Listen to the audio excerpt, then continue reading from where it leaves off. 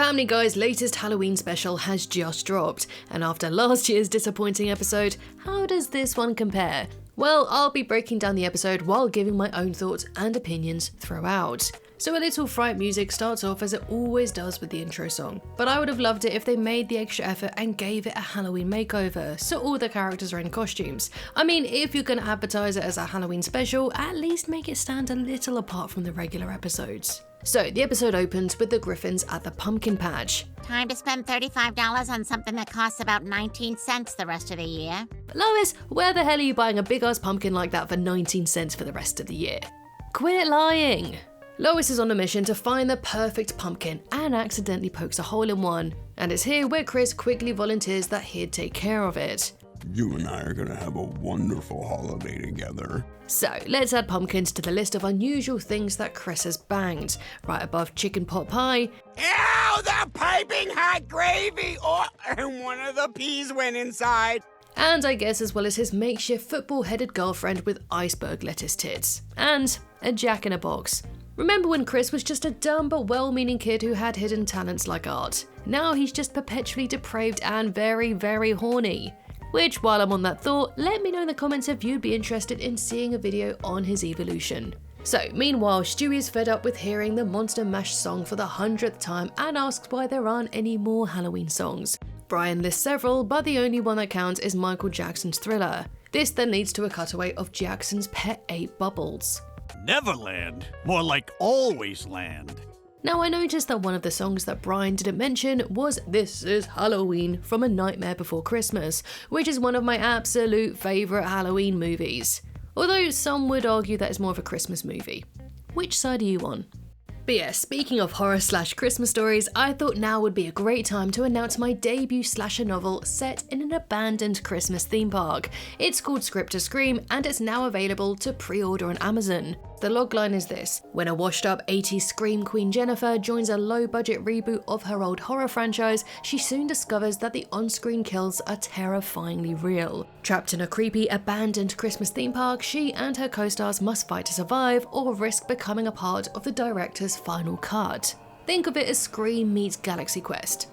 So if you've ever enjoyed my videos and want to support me, then I'd really appreciate it if you pre-ordered your copy today. The link is in the pinned comment.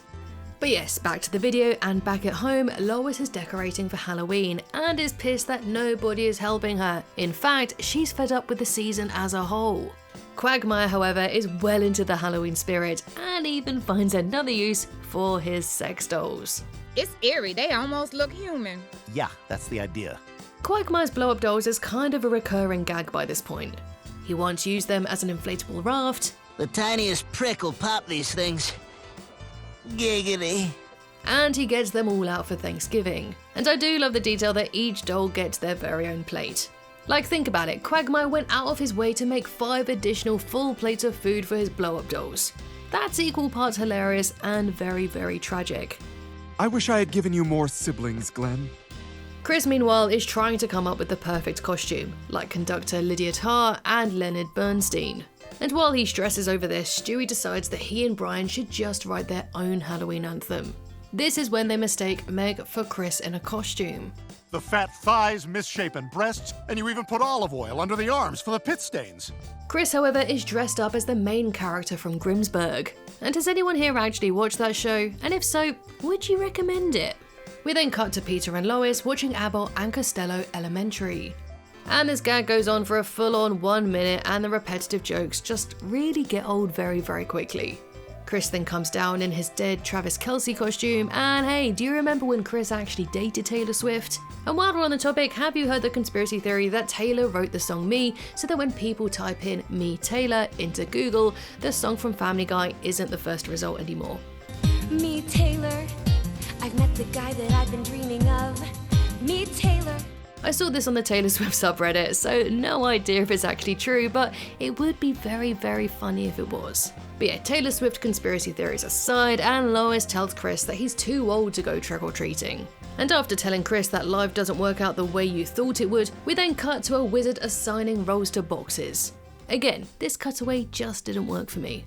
Another thing that I didn't really find funny was the next scene where Peter randomly asks if he should get a Jeep. I can't play a lot of these jokes in full for copyright reasons, but some of the jokes so far feel very random and very, very pointless, and not random in a funny way. Anyway, Peter tells him that he'll take Chris out for trick-or-treating with the guys, and they suit up in the town costumes, but everyone confuses them for Sister Act. And to get their story straight, the guys tell their wives that they're going to a game, except Quagmire, who tells Alexa. Alexa, I'm going to the game with the guys later. I heard you're going to be gay with the guys later. What? And while this is a funny joke, it is also quite sad when you think about it. Anyway, the guys go to another town to go trick-or-treating so their wives won't see them. And it's here where Peter says that this was the perfect final father and son bonding moment, because soon enough they'll never see each other because of their sex robots. While this is going on, Lois is handing out candy when Bonnie and Donna come by, and they all discover that all their husbands lied to them. And cutting back to the B-plot, and Stewie is spending far more time acting like a famous musician rather than, you know, actually being a musician. Stewie, how much have you spent on this venture? Can't put a price on perfection, bride. As the lads are driving home, they almost collide with a car driven by two men wearing creepy masks, who then start chasing them. And panicked, Peter swerves off the road and totals the car, leading to a face-off with the two masked psychos. And as one of the men struggles to get the chainsaw working, Peter offers him some advice. Yeah, there you go. Now we're gonna die. The guys flee for their lives and come across a cottage, and a masked woman answers and offers them some hot chocolate.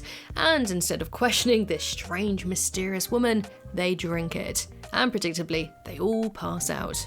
And when they come to, they find themselves tied up with the stranger standing over them. And just as it looked like all hope was lost, the guys start crying about lying to their wives, which is when the masked men reveal themselves to be their wives.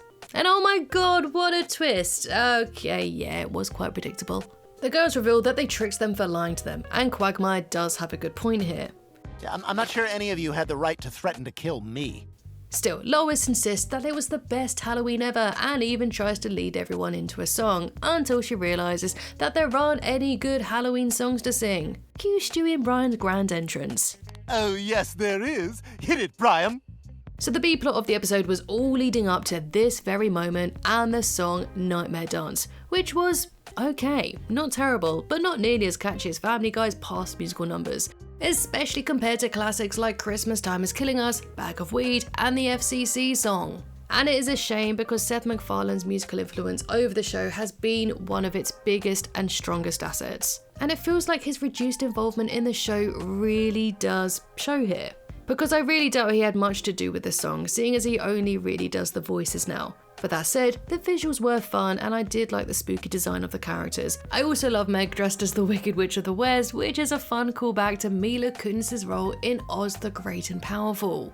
Finally, the episode ends with everyone taking down their decorations and putting up Christmas ones. Ho ho ho! Ho ho ho!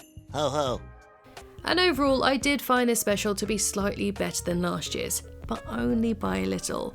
There were a couple of moments that did make me laugh, but unfortunately, most of the jokes did fall flat. But at the very least, it's a brand new episode to tide us over into the next season. But honestly, so far, these Hulu specials have really been quite lackluster, and I'd much prefer it if the season started in September like it used to, instead of starting in February. Then these Halloween and Christmas episodes would be part of the regular programming. But overall, I will give it 2.5 stars. But what do you guys think? But yes, don't forget to pre-order my book Script to Scream now on Amazon. It's out officially on November 25th, but if you pre-order it now, it basically tells Amazon that there's demand for it and they'll order more copies, and overall, I would be very, very grateful. Thank you so much, and I'll see you in the next one.